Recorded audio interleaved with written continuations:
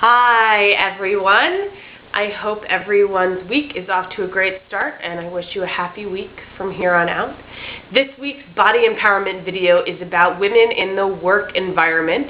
It was a topic request from a viewer who was inspired by last week's video about being a woman, and she wrote me an email. I'll quote some quick clips from it in a minute, but first I just wanted to say that I really appreciate the dialogue and the conversation that has been coming out of these videos as of late. I really appreciate that people are having new topic ideas based off of other videos and creating a dialogue within themselves, with other people. That's really what this is about. And when I started this series, I specifically had in mind body empowerment with regards to eating disorder recovery.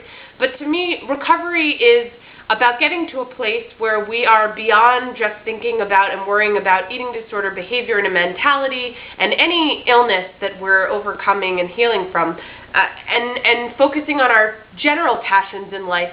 And also, body empowerment to me is not just about healing and recovering from illness, from sickness, from being in a space of non-empowerment, but also it's about feeling confident in whatever body we have, whatever gender we are, however we identify, because if any roadblocks come and keep us from being confident and in a space of really tremendous self-love and care, it's really important that we address those conflicts and those challenges. So to me, what the viewer brought up with women in the work environment really does fit under that mission of something that keeps us from being empowered in our bodies. So the viewer works in Washington, D.C. at an international organization, and they wrote that they would like for me to touch on the subject of women's behavior towards other women in work environments. I say this because I have sadly experienced often that we lack the kind of fraternity that men have in the corporate world.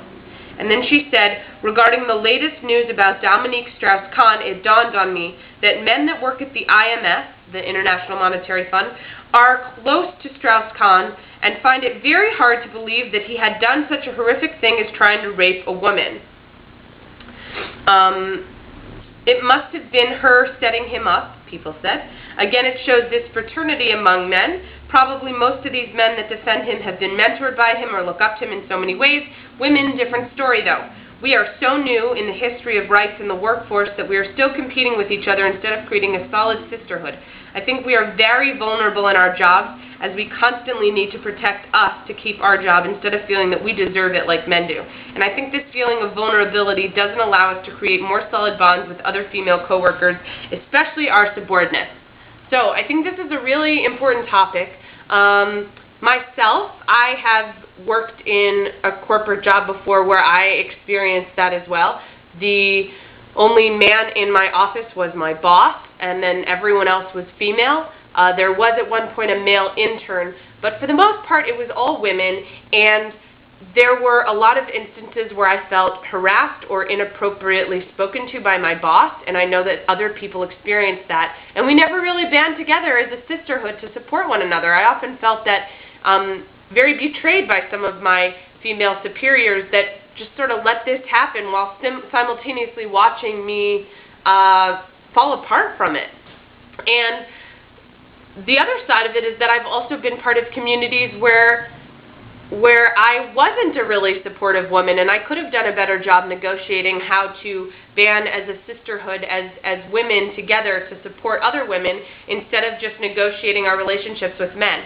And so I myself have never been perfect in that as well, and I know that this is a struggle from both ends, by both feeling victimized but also as another female oppressor in the mess of it. So I think one thing to keep in mind is that it's often said that for a woman to be in power or to be a leader, she either has to act like a man or act like a bitch. And I really don't like to use the word bitch, but I'm going to use it in this context because it's been used in that way before.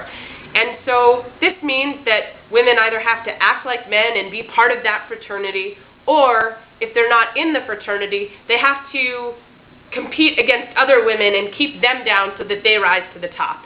And this is a terrible dynamic that we've created in the workforce, in our society in general, and I feel like one way to work against that, to work beyond that, is if we start to identify what it means to be a strong woman, separate from being like a man or acting like a bitch and being competitive or whatever that word means, but really nailing down what it means to be a strong woman, and who are our role models in that? What women can we identify that have just been strong women without fitting into either of those other categories of what you have to do to be a strong, powerful woman and in a space of leadership? So I would love to hear people's thoughts on women that they feel exemplify and epitomize that strength, where it's strictly taking all the things that it means to be a woman and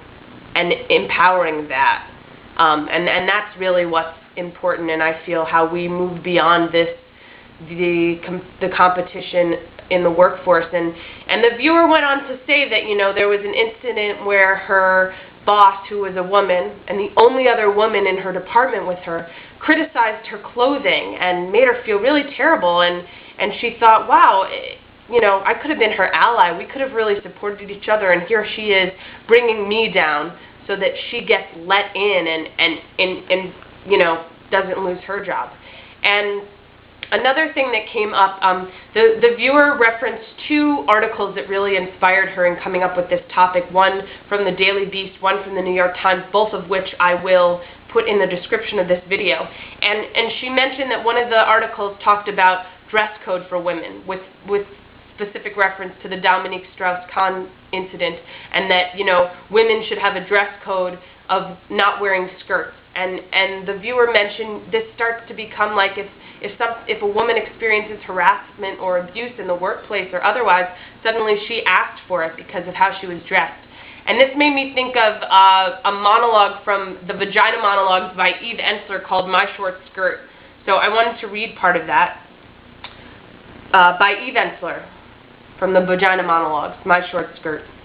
My short skirt is not an invitation, a provocation, an indication that I want it or give it or that I hook. My short skirt is not begging for it. It does not want you to rip it off me or pull it down. My short skirt is not a legal reason for raping me, although it has been. It will not hold up in the new court. My short skirt, believe it or not, has nothing to do with you. My short skirt is about discovering the power of my lower calves, about cool autumn air traveling up my inner thighs, about allowing everything I see or pass or feel to live inside. My short skirt is not proof that I am stupid or undecided or a malleable little girl. And it goes on, and I love that monologue. I feel it says so much, that so often women are blamed for asking for the way that they're treated. And that's not true at all. Is it true that sometimes, in my experience as a woman, I've dressed in hopes of being picked up or looked at or thought of as pretty? Sure.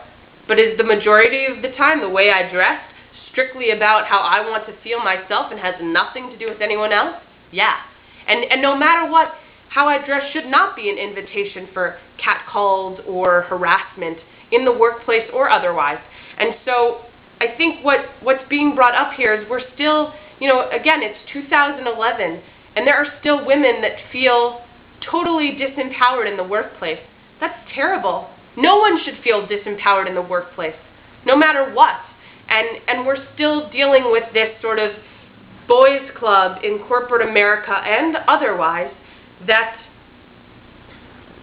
creates a lot of struggle for women as they work, especially in corporate America. And so, again, I hope that this just creates more dialogue. Like I said, I don't have a solution. I don't know the answer, but I do know that one way that we move beyond this is really coming to identify and exemplify what it means to be a strong woman, rather than these former dichotomies we have where we just have to be like men to get into the fraternity or be anti-other women in order to rise to the top. There is a way where we can work together as a sisterhood to empower one another and be leaders in our own way. And that's what I feel we have to figure out how to do. So I hope that helps, and I'm really excited to hear other people's thoughts. And if you have really positive work experiences where you have felt that women have supported you, please share those, because the more that we hear those stories, the more we know how to work towards something that is positive and empowering. Thanks.